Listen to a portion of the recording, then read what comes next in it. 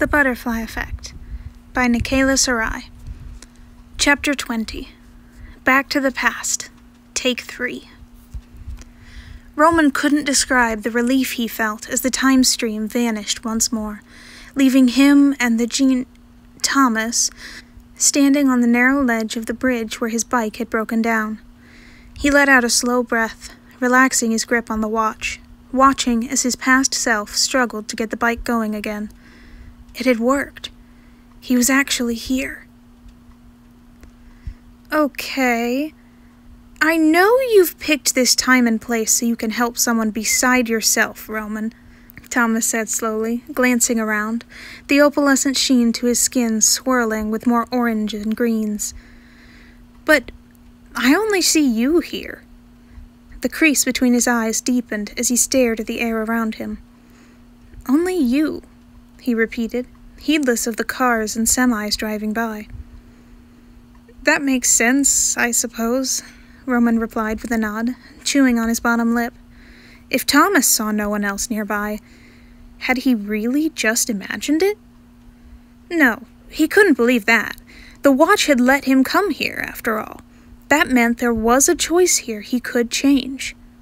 He set his jaw. A choice he would change. You're nervous, Thomas said, eyeing him with concern. What is there here to be nervous about? Roman twitched, flashing the genie a quick smile. Oops, he was supposed to be keeping up the reassuring front for Thomas.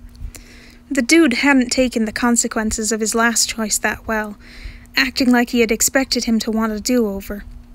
Maybe if the pocket watch had found him a year or so earlier, he would have. Roman? Roman shrugged, ducking his head, shifting his feet as his past self gave up on starting the bike, moving it as far out of the way of traffic as possible. Well, it's like going into a blind audition, I guess. I don't know what to expect with this one. How could he? He only had theories and coincidental proof that he'd been in the right spot at the right time, and failed to act. Thomas laid a hand on his shoulder, offering him a hesitant smile. But you know how it went the first time around, this choice you want to change. He gestured to his past self. It's not really blind for you because you already know the situation. Change the choice you made here, and you change the outcome. That's your guideline. True. Only he wasn't sure there was someone to help here. Thomas hadn't sensed anyone. It could all be in his head, after all. Roman exhaled, forcing himself to relax. Right. Standing here would offer him no answers. He had to act. Good luck, Roman. Thomas pulled his hand back, his eyes taking on a faint golden glow as his skin shifted in tone to match. Go make your choice. His past self broke into a run, darting along the side of the bridge in a mad dash to get to his audition on time. An audition that in the current altered timeline would mean no callback for him, which meant if he arrived just a little bit later, it wouldn't change anything in his life, beyond the possibility of not auditioning for the part at all. Roman nodded and shot Thomas a grin. See you in a few, Sparkles, he said, breaking into a run to chase after his past self, only managing to catch up with past Roman just as he tripped over a jutting piece of sidewalk. He groaned, blinking golden sparks from his vision, his body once more aching as the tingling of the merge faded from his skin. I'd need to stop doing that, he muttered, head lolling to the side. Not that it mattered. This was his third and final merge. His breath caught as lightning flashed, showing him the briefest of glimpses of a shadowy figure hovering on the other side of the bridge near the construction cones, his clothing nearly blending in with the stormy clouds over the water. The stormy sentinel. A horn blared, loud and obnoxious. The semi. Roman rolled away from the truck and pushed to his feet, whirling back to face the other side of the bridge. Barely glancing at the oncoming cars, he darted across 4 lanes of traffic, heading for where he thought he'd seen the figure standing.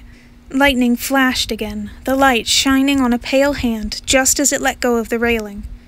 "No!" he yelled, hurdling the construction, leaping the last 2 feet, heart jumping into his throat as his reaching fingers snagged a black and purple plaid sleeve. Virgil. Roman grunted as his stomach slammed into the railing, the twisted metal digging into his stomach, nearly knocking the breath out of him. His other hand quickly snatched onto more of the jacket, his fingers going white as he struggled to keep his grip. "No, you don't!" he huffed, pulling at the young man as he dangled limply over the dark water below, where the lights from cargo ships passed by underneath, without any idea what was happening overhead. The figure looked up, showing the familiar, pale face framed by dark hair that Roman had spent hours studying in photos. His wide, dark eyes staring up at him in shock as his mouth opened in a silent question. Roman tugged harder, pulling at the sleeve as he met Virgil's eyes. "You're going to live to see yourself famous. Mark my words," he said, as lightning cracked above them. "Come on. Just a little bit more. Just a little." The railing groaned, giving off a screech as the compromised metal collapsed under their combined weight, sending both of them over the edge before Roman could blink. "No!" Virgil screamed, his limbs flailing in the air as Roman pulled him close, maneuvering himself so he was under the young scriptwriter, his back to the water and a small cargo ship passing by below them. "Please let them hit water." "I got you," Roman promised, bracing himself for impact. "Please let Virgil live." His back slammed into wood, shards flying every which way as they fell through it, the force of impact breaking Virgil from his grip, pulling them apart. Roman screamed out in agony as he hit something else in the darkness, the impact flipping him over, sending him face first into more boxes hidden below the deck. He landed with a loud bang that reverberated through the air, his scream abruptly cutting off as something sharp dug into his neck like an exploding volcano, leaving him struggling to breathe through the fire raging in his throat.